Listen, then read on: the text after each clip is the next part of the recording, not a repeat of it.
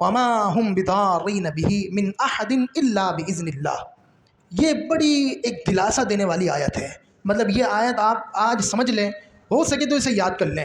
جب بھی آپ کے بارے میں آپ کو یہ نظریہ آتا ہے، جب بھی آپ کو کچھ ایسا ہو کہ یار میرے اوپر کوئی جادو ہو چکا ہے، کسی نے کالا علم کروا دیا، یہ نظریہ آپ نے ذہن میں لے کے آ جائے، انشاءاللہ بہت زیادہ آپ کو اس سے تسلی حاصل ہوگی۔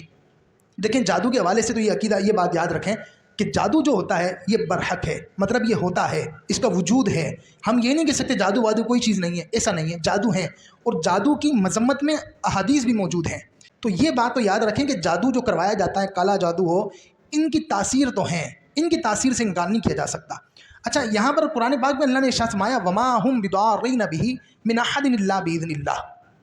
ہمارے یہاں ایک اور معاملہ یہ بھی ہوتا ہے، میں نے خود کئی لوگوں کو دیکھا، ان کے کسی عزیز کا انتقال ہوا، بالکل ٹھیک ٹھاک وہ بندہ تھا، اسے کوئی تکلیف نہیں تھی، اچانک سے اس کے دل میں درد اٹھا اور گھنٹے کے اندر وہ بندہ انتقال کر گیا۔ جوان آدمی کا اچانک اس طرح انتقال ہو جانا، جس کو کوئی تکلیف نہ ہو، شوگر کوئی نہیں، بلڈ پریشر کوئی نہیں، اٹیک کبھی نہیں ہوا، تو یہ اہل خانہ کے لیے بہت بڑا صدمہ ہوتا ہے۔ تو اب ایسے موقع پر بہت سے وسوسے آتے ہیں کہ کسی نے کالا جادو کروا دیا ہوگا، کسی نے یہ کروا دیا ہوگا، کسی نے وہ کروا دیا ہوگا۔ یہ باتیں بالکل حق ہیں اور ان سے اموات نہیں ہو جاتی ہیں، لیکن ایسے موقع پر آپ یہ یاد رکھیں عقیدہ کیا ہونا چاہیے۔ دیکھیں ہر چیز کے اندر جو اثر ہے وہ اللہ تبارک و تعالیٰ کی ذات نے رکھا ہے۔ قرآن میں اللہ نے فرمایا نا وما هم بضارین به من احد الا باذن اللہ۔ جادو ہو، کوئی بھی چیز ہو، یہ اللہ کے حکم کے بغیر ضرر نہیں پہنچا سکتی، اللہ کے اذن کے بغیر یہ نقصان نہیں پہنچا سکتی۔ اچھا، جب اللہ تبارک و تعالیٰ نے اس پہ تاثیر رکھ دی، اچھا یہ ہر چیز کے اندر ہے۔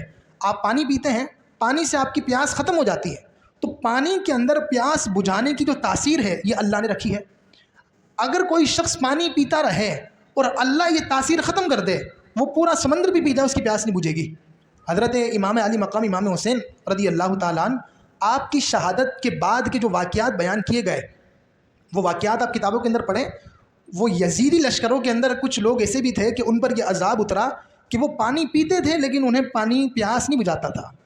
تو ہر چیز میں تاثیر اللہ تبارک و تعالیٰ کی ذات رکھتی ہے۔ یہ بات یاد رکھیں، اگر کالے جادو سے کسی کی موت ہو جائے تو آپ یہ سمجھ لیں کہ اس کی موت اللہ نے اسی طرح لکھی تھی۔ وہ دیکھیں نا، کوئی ہٹا کٹا انسان بیٹھا ہوا ہے، اس سے آ کر کوئی گولی مار دیتا ہے، وہ مر جاتا ہے، تو دیکھیں یہ بھی تو موت اگرچہ بظاہر گولی سے ہوئی، لیکن یہ ایک سبب تھا، حقیقتاً یہاں پر اللہ تبارک و تعالیٰ کی ذات کار فرما ہے کہ حکم الہی ہوا تو اس سے موت آئی۔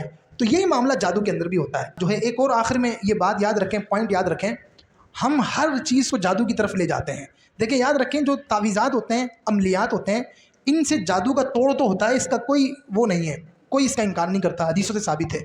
لیکن گناہوں سے جو نحوست پیدا ہوتی ہے، آپ کے اپنے گناہوں سے، آپ کے اپنے کرتوتوں سے جو شامت اعمال آپ پر پڑ رکھی ہے، وہ عملیات سے کبھی ختم نہیں ہوگی۔ یعنی آپ یہ کر رہے ہیں کہ آپ ایک گناہ کے اندر کثرت سے ملوث ہیں، فلمیں آپ روز دیکھ رہے ہیں، معاذ اللہ بدنگاہی آپ کثرت سے کر رہے ہیں، اب آپ کو رات میں نیند نہیں آتی، نماز آپ پڑھتے نہیں ہیں، اب آپ یہ کہہ رہے ہو کہ مجھے بدسکونی ہو رہی ہے تو میرے پر کسی نے کالا جادو کروایا، اب آپ باباؤں کے پاس بھاگ رہے ہو، آپ وظیفے پڑھ رہے ہو، آپ کیا کیا کر رہے ہو، تو یہ آپ کے گناہوں کی نحوست ان وظیفوں سے ختم نہیں ہوگی۔